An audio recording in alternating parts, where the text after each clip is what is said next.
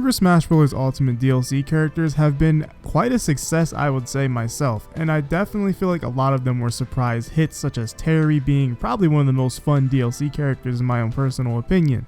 If I had to rank them from my favorites added to the least favorite added, I guess you could say, it would be Joker to Terry to Hero, then Banjo. And then I guess Piranha Plant's the bottom of the list, even though he was a great meme. But that's not actually what this video today is about.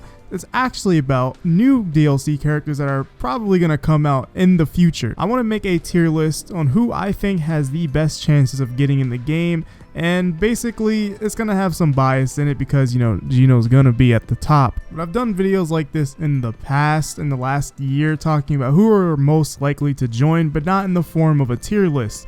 And actually, shout outs to Nathaniel Bandy, who actually made a video like this, and that's where I'm getting some of the inspiration for the tier list, but it will be my own opinions. And like I said, I've done videos in the past that are like characters that are most likely to join the game, but not necessarily in tier list form. Now let's get this started now that I've been able to bring myself away from Pokemon Sword and Shield, because that game is lit and Twitter some crackheads. But let's hop into this. So for the first row, we're actually going to start from the very bottom in D tier and talk about why I think these characters don't have the greatest chances of being in, but I do feel like everybody on this list has a chance of being in, period. So these people are just the ones that are unlucky, do I feel have the least likely chance to join Smash. Bottom of the bottom, we have Tracer from Overwatch, and oh my goodness, I personally don't want to see Tracer in Smash, only because it gives me bad memories from Overwatch. But for the actual character of Tracer, I have no problem with Tracer, but it just gives me bad Overwatch memories. But I feel like Overwatch is a really good game overall, and the characters and the lore in that game is pretty good, but I do feel like it doesn't have that reach to the Smash universe or Nintendo the way that a lot of these other franchises do on this list. And it doesn't even necessarily have to be Nintendo related for it to be in Smash, but I just feel like Tracer doesn't really have like any real merit to make it into Smash the same way, like I said, how these other characters do. Each and every single one of the DLC characters besides Piranha Plant have been some type of significance to gaming. Dragon Quest being like pretty much the father of JRPGs. Terry Bogard and Fatal Fury is probably one of the main reasons why he created Smash. Joker, he loves Persona 5, and that game was just popping like crazy, and he just personally loves the game. Banjo is super heavily requested and should have been in the game back in Smash 64. And I feel like a lot of the DLC characters have some type of significance or special feat behind them that contribute to a lot of different things, whether it's personal feelings to the creator or just personal feelings of the audience or the players, or just a big impact on gaming like Dragon Quest. And I'm not sure if Overwatch has an impact on Sakurai or anything like that, but I don't think that character is super requested. It doesn't reach one of those feats, and there's no rules for who actually gets into Smash. But we can only just go based off of what we have seen in the past. So this is why I don't think Tracer will be super likely to be in the game. Next up on the list, we have Spyro the Dragon from, Spyro the Dragon. And I think Spyro would actually be a pretty cool character to add to Smash. But it's kind of like he's an Activision character, and when you think of Activision, you think more of Crash Bandicoot rather than Spyro, at least in my opinion. And solely for that reason only, I think Crash would be a more acceptable character to be put in the Smash over Spyro. Spyro is definitely acceptable in my opinion, but I feel like Crash is more popular and is a huge part of 3D platformers in gaming history, and I think it'd be really, really important to put Crash over Spyro, because then Mario's other rival, Crash Bandicoot, would also be in Smash. So he would have his 2D rival Sonic and then his 3D rival Crash. Now I only call Sonic the 2D rival because really back in those days are the days when Sonic actually rivaled Nintendo and the Sega Genesis was actually winning at one point. Last character in D tier is actually Ubisoft's Rayman, and you guys may be wondering, why would I put Rayman in D tier? It's the fact of that Rayman has always felt like he was supposed to be in Smash, but it's just kind of like something he's been ignored for, or like Sakurai didn't give him his invitation, because Rayman would be really, really dope to be in Smash, if I'm being honest, but it just seems like he can't grab that Smash invitation for some reason. And Rayman's actually a spirit in Smash, which is really surprising. I don't think spirits deconfirm characters either, because spirits are trophy replacements, and trophies of characters in Smash 4 existed of things like Mewtwo before Mewtwo was a DLC character, and other things like that. So I don't think trophies actually deconfirm characters. But have any of you heard the story of the Rayman in the ice? So if you guys didn't know, there is a big meme sort of / rumor news thing going on where it appears in Battlefield. Rayman is literally in like the ice crystals on Battlefield in like the background, and it actually looks like Rayman's in there. So who knows, maybe one day he'll break out of the ice and be A tier in terms of likeliness. Moving on to C tier, we have a Fortnite character. Yes, we have to accept that Fortnite has a possibility to be in Smash. Fortnite is kinda insane. The way this game has blown up is truly insane, and apparently I was hearing something a while ago about leaked information about a Splatoon Fortnite event or something. Fortnite's insane.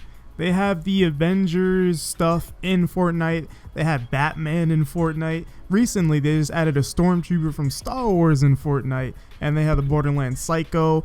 What can Fortnite not do? I think there's much more that I need to tell you that you don't already know.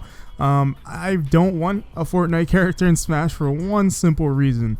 Because one, if I'm being honest, it became kind of cringe to me, but if you like Fortnite, that's okay. I still think, the Fortnite culture became a little cringe. But another reason, I did a Twitter giveaway tweet where I said I will give away one Fortnite character code if he's in Smash. And let's hope not, because I don't want to have to buy him. But for as him being in C tier, I feel that even though Fortnite is super dominant and has so many IPs within its game somehow, I don't think that just because it's super dominant in the casual mainstream market that it means it's going to make it into Smash. But it is definitely likely. Next up, we have Scorpion from Mortal Kombat, and I think it's a really good character to choose, but I don't know if it will be in Smash because of the character's origins and how gory Mortal Kombat is. Yeah, there are rated M characters in Smash, but they're not rated M for the same reasons that Mortal Kombat is rated M. Mortal Kombat is so gory that you can get demonetized just for playing it on YouTube, and this is why you're not going to see gameplay of it in the background. But it would be interesting to see another fighting game character added to the game, as we just got Terry, and I'm unsure if he would go for 2 fighting game characters back to back. Now with Sakurai, like I said, there's no rules, but it does seem like there's a pattern with how he does things, and it doesn't seem like he would opt for 2 fighting game characters back to back. Even if they're from completely different series, I don't know. It just seems like it'd be really odd to have 2 fighting game characters. But at the same time, you can make that argument for all the JRPG characters we got back to back.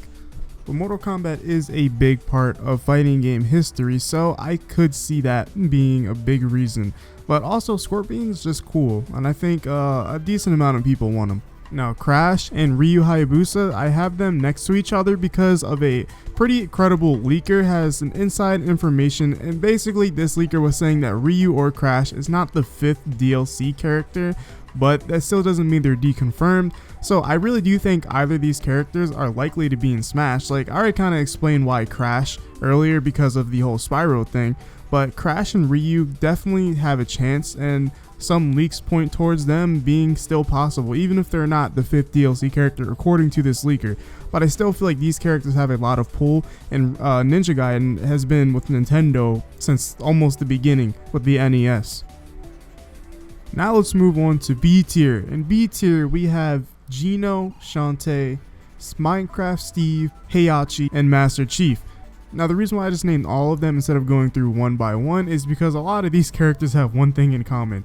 They're really requested. Maybe Heihachi is probably the least requested out of all of these, but the reason why I have Heihachi is because he was a Mii costume in Smash 4 and he's yet to appear as one, and he's also a Bandai Namco character. Bandai actually creates the Tekken games, and the Tekken team has worked on Smash. They're the ones that did pretty much most of the work with the game in terms of like the gameplay and whatnot. And I know what I said about fighting games with Scorpion, but if there is to be another one, I think it would have to be Hiachi, if I'm being quite honest, especially since he doesn't have his Mii costume back. And it's a similar situation with Gino. Gino does not have his Mii costume back, and there was Mii costume leaks recently with the Doomslayer enemy, I forgot the name of it, and the Mallow costume from Super Mario RPG. Now those could have easily been faked because the internet proved to us that you can just mod Mii hats into Smash Ultimate. But those specific mods had a ton of work into them, and it seems like no one's been able to replicate that Mii hat the same way. Shantae, I feel like it's pretty likely. She also has a spirit in the game similar to Ryu, but she is an indie character, and I don't feel like that really says she can't be in the game. But one thing that is kind of making me not put her as high is because Shovel Knight is a assist trophy, and it's kind of weird that they would make Shovel Knight the assist trophy and then Shantae the fighter. I know they're not from the same series, but it's kind of like all of the indie treatment has not been as large as a fighter. And maybe Shantae could be the first to break that boundary, but you would think that Shovel Knight would be a fighter before Shantae. I know Shantae has a long history with Nintendo dating back to the Game Boy, but I don't necessarily think that it's enough to push it into a fighter.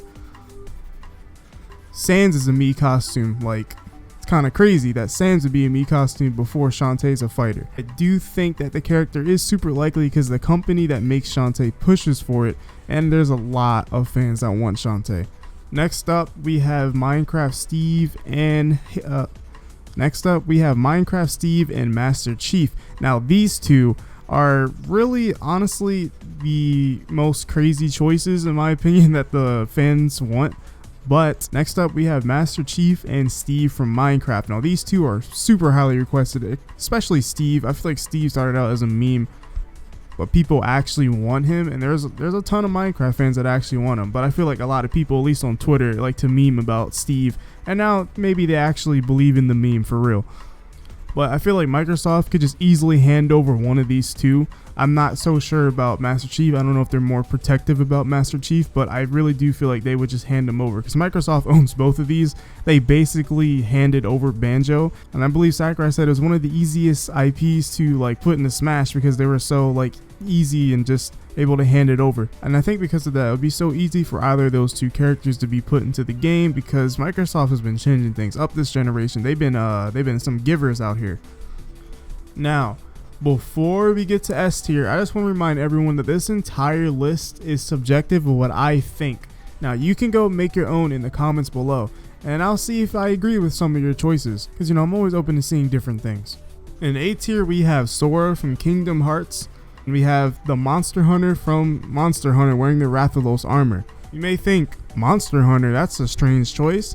It actually isn't, and for a lot of you who do not know, Monster Hunter, or the Monster Hunter armor character, has actually been in fighting games before, and it's in the new Marvel vs. Capcom Infinite. Now granted, that game was kind of a flop, but that character is so clean, and Monster Hunter actually already has representation in Smash with Rathalos itself, so I think it would be pretty cool to see another Capcom character in Smash repping the Rathalos armor, because a decent amount of people actually want that.